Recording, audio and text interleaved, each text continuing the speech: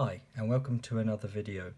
So in this video is a follow-up in my quick comparison between the Samsung Galaxy Fold 5G first generation and my new iPhone 12 Pro Max.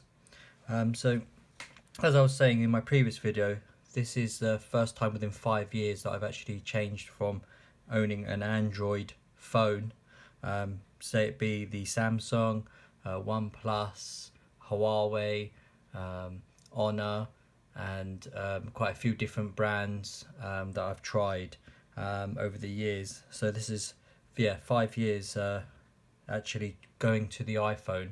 I saw all the new features and everything else, and I thought I'd give it a change because it has been 5 years to see what the difference is in that time. And of course, it's moved on a huge amount. Both are excellent phones. As you can see, the Samsung Galaxy Fold only came out last year. I know there's a second version out, but it doesn't seem to be that much better. It has the notch taken out, but again, they're selling the new Samsung Galaxy Fold 2.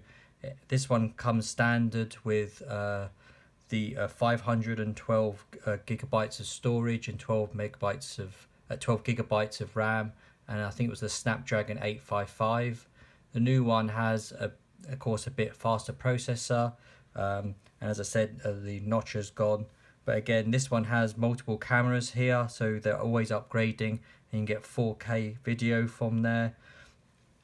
And also this comes standard with 512 gigabytes, and the new one is only comes standard with 256 for the same money. So it does seem not much of an upgrade, and I wouldn't really recommend going from the first generation to the second. Perhaps when it comes to next year, they might make a bit better. And I know the hinge is a little bit better, but I've had no issues over the months, and I do look after my phones, but I still go in my pockets, I still open and close them, and there's still no problems and no issues I've had with this phone at all. As I said, the camera's been really good. Playing back video is fantastic, having the bigger screen, and having the little bit of a smaller screen on the front. I've not seen it as an issue. Of course, typing is, but I think overall I would not upgrade from the first to the second unless you've got money and you don't mind. But I would wait probably onto the third. So as again, this is a comparison between the two. The reason why I moved to the iPhone is I just wanted to see what it's like now, because now they've got OLED screens, the cameras, and I want to experience kind of that and the ecosystem. I do have an iPad, so I know about iOS and everything else is a bit more locked down. I always chose Android is because I like customization. I've got my widgets and folders, and then also launchers. You can customize it to anything. Of course, you're quite locked down in iOS and Apple, but so moving across has been absolutely fantastic. It's not been that much of a problem, to be honest. For me personally, all the apps I had, of course, on the Google Play Store, I've managed to install on my phone, even my banking apps, for my car, the apps, and then all the third-party ones and Uber. Everything has actually moved across fine. I did have to manually install them and find them, so that took a bit of time, but that didn't take, and it installed very quickly. I've put them all into folders that I wanted, so I've still got a bit of customization in their new widgets they allow now here on iOS has helped somewhat. I haven't managed to do a comparison of the cameras so much, but I think this one, the new iPhone, the camera for video is supposed to be always been fantastic. So I think I'm expecting it to be a little bit better. Of course, it's a newer model than the Galaxy Fold, but to be honest, Galaxy Fold, I never had any issues. I mean, the camera could do 4K at 60 frames per second.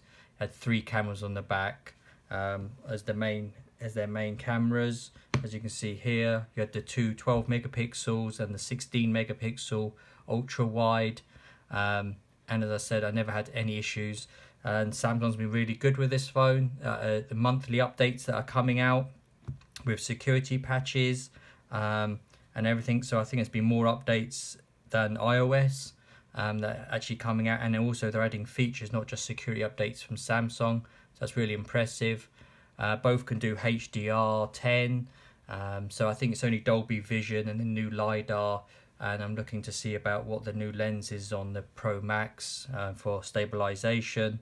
But the only issues I had with moving my apps across, I think I had must have been about 200 apps, so I do have a lot. Was WhatsApp and Line so when moving them across, I know there's some apps and you can actually download where you actually it will plug both your phones into a PC or Mac, and you can transfer your WhatsApp data and chat and everything else across to your iPhone or iPhone to Android.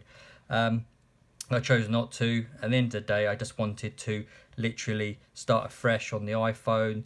You've got iCloud as well. I found is quite good, and overall the iOS experience has been really good.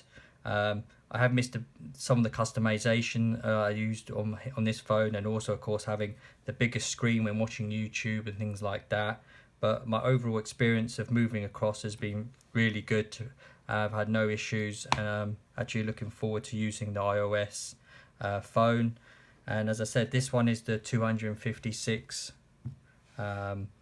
gigabyte version as well, and I think the build quality is absolutely fantastic, with the stainless steel around it and everything else. And as I said, both of them in my previous video, both of them weight wise, I think the Samsung is 276 grams and the this iPhone is 226. Both are quite heavy, and to be honest, I don't really, in real world, they're both heavy phones in your pocket, so I don't think there's anything between them, to be honest, in that few grams.